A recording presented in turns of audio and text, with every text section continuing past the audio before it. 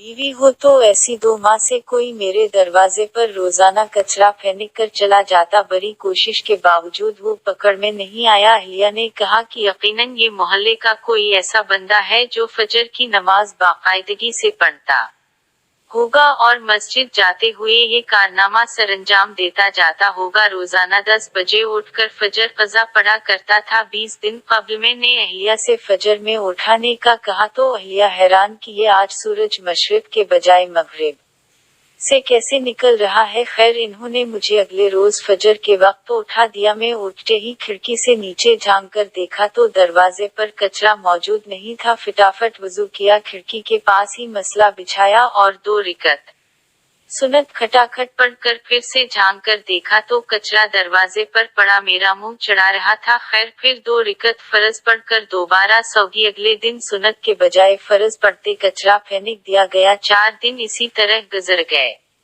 लेकिन कचरा फेंकने वाले को पकड़ नहीं पाया। 5वें दिन अहलिया कहने लगी, माशा अल्लाह, आप अब फजर की नमाज पढ़ने लगे हैं तो मस्जिद में बाजमात नमाज पढ़ लिया कीजिए। बात दिल को लगी और 5वें दिन सुन्नत घर में पढ़कर जमात से 15 मिनट पहले दरवाजे पर कुर्सी लगा कर बैठ गया और मोहल्ले के नमाजी हजरात को आते देखने लगा कि किस नमाजी के हाथ में कचरे का शापर है। लेकिन अफसोस, सारे खाली हाथ आते दिखाई दिए। नमाज पढ़कर आया तो दरवाजे पर कचरा मौजूद नहीं था। 1 हफ्ते मुसलसल पाबंदी से बाजमात नमाज पढ़ने के बाद मैंने अहलिया से कहा, बेगम, अब कचरा फेंकने वाला शायद डर गया है, जब ही कचरा नहीं फेंक रहा, अब आप मुझे फजर के वक्त नहीं उठाना। अहलिया कुछ नहीं बोली। अगले दिन अहलिया ने तो मुझे नहीं उठाया, अलबत्ता मेरी खुद आंखें खुल गई। खिड़की से झांक कर देखा तो कचरा दरवाजे पर मौजूद था। टाइम देखा तो फजर का वक्त तो बाकी था, लेकिन जमात निकल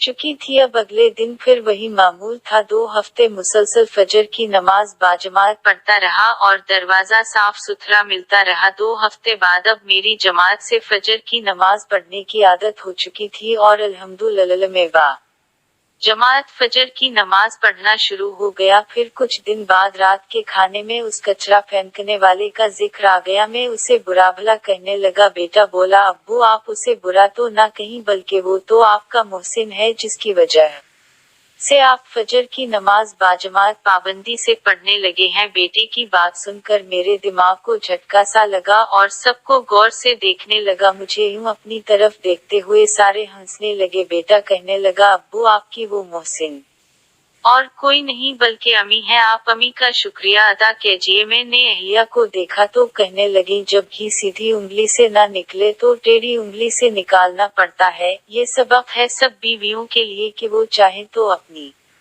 औलाद के अलावा अपने खावनद की भी तरबियत कर सकती हैं, हाँ, अगर वो खुद तरबियत याफ्ता हों।